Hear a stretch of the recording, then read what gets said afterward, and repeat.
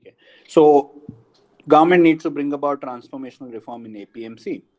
Among them, Karnataka government's Rashtriya e-market service, which arguably stood out.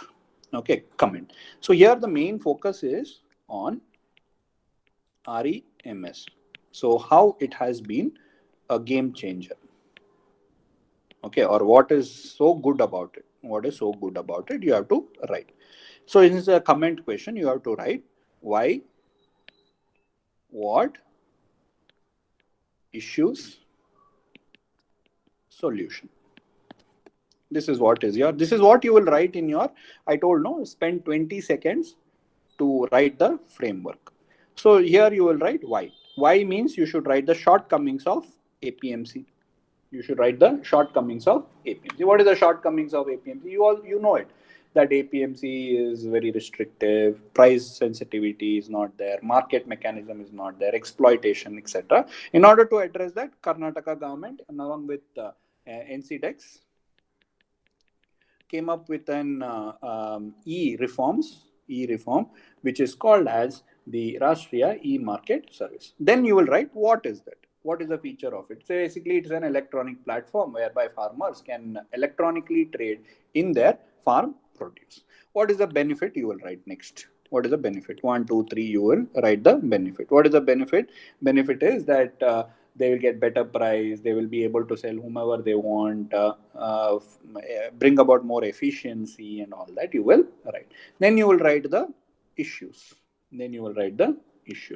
So there is lack of this. This itself cannot be a game changer, because this has to be associated with other facilities like infrastructure development, cold storage facilities, etc. Yeah, we should also promote logistic facilities. Unless these reforms are introduced, this REMS will not be very effective. In conclusion, you can write that how even the Prime Minister of our country has praised the REMS, and he has taken a lot of things from this and has implemented the National Agriculture Market, right? National ENAM, okay, is based on the model of REMS, right? That is what is the demand of the question. This is what you will write. So what the introduction will be, the shortcomings of the existing problems of APMC, and how NCDEX and Karnataka government came up with this initiative, and how it has benefited, what are the problems associated with the same. Okay? So that is what is this demand of this question. What are the objectives of Ayushman Bharat Karnataka? Very simple. Okay, direct question. Objectives. How does it aim to achieve universal coverage? So objective mein you will write what is. So basically you will start off saying that what is this Ayushman Bharat Karnataka scheme. So initially we had something similar to Ayush Bharat, okay, in Karnataka, the National Health Program. Since both were same, they have merged it, and today it is called as Ayushman Bharat Arogya Karnataka scheme. So which combines all the existing health scheme into one single scheme. So under this you will write that it is basically a universal health coverage for all resident of Karnataka. Because here they're specifically asking Karnataka scheme. So it is for residents in Karnataka. Under the scheme, all levels of this one. So all like primary, secondary and tertiary healthcare will be provided by the government. Okay, and the beneficiary can avail up to an annual health coverage of up to 5 lakh per family. Okay, not just from government hospitals, but also from the private empaneled hospitals. All that you will be writing, right? So it is applicable not just for poor. Okay, it is for the entire population, including APL, above poverty line family also. That's how it is different from others. So you will write the basic objective. You will write the basic objectives of Ayushman Bharat, and then write here the second part you should not forget. How does it aim at achieving universal health coverage? So here what you are expected to write is how this particular scheme is different from the earlier scheme. Okay, and how is it universal? That is what you are supposed to write. One, you already I told you that it is now not just targeted towards the BPL, but also all population, including the above poverty line, APL family also. So that is one. It is a entire population is being covered. Second is, it is not disease specific. If you see the previous year scheme, previous schemes and all, it could be either your reproductive or child scheme or things like that. But this particular Ayushman Bharat is a comprehensive primary, secondary, and tertiary, a comprehensive healthcare system. Okay, that is one thing. And a greater political participation, greater political participation. Okay, not just on paper, but also greater participation. Okay, and fourth is involvement of the private also, because private healthcare providers are an important stakeholder. They are also being involved. Then other aspects of healthcare, like medicines, are also being covered under the Ayushman. Even your generic medicines are being provided. Okay, then advocacy. Okay, it is being a campaign, like creating awareness among the public. All that is being done over here. So therefore, these make it universal, help in achieving universal health coverage. That is what is your second part of the answer. The first part is basic objective, what all they try to do. The second part is that how it aims to achieve universal health coverage. Is that okay, guys? So this is the 20th. Last question. Karnataka faces chronic drinking water scarcity. This is for examine. Okay. Then what measures have been taken to address drinking water? Okay, drinking water, not irrigation, not other things. Drinking water, what has been done? Very specific to drinking water. So obviously the introduction is self, whatever is there in the question itself, you have to examine. So here you will write, why Karnataka is facing drinking water scarcity. So here obviously you have different problems for rural and different problem for urban areas. Okay, so probably you can split the two and you can write. So introduction will be basic stat data on drinking water. Okay, or shortage of drinking water. You can always say that 23 out of 30 districts are drought affected. Has been recently declared. 7 districts are always are under scanty category. Belgavi is considered as permanently drought hit. Some statistics, if you have, you can write. Water stress definition, what it is and how much it is, etc. You can write. Okay.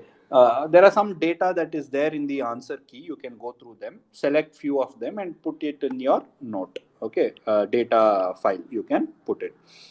Okay, so that initial to examine, you should write all these points. You should be able to write. Okay, then you should write what are the causes. So causes you can write a lot of things like rapid growth of population or industrialization, urbanization, encroachment, pollution, climate change, untimely rain, and geographical factor. Karnataka, majority of the area are in the rain shadow area, so monsoon does not reach these areas. Over exploitation of groundwater and other things. Okay, so Danusha has said uranium yes, pollution, different kinds, where what is there, arsenic pollution, whatever. So all that. Then lack of interconnection of.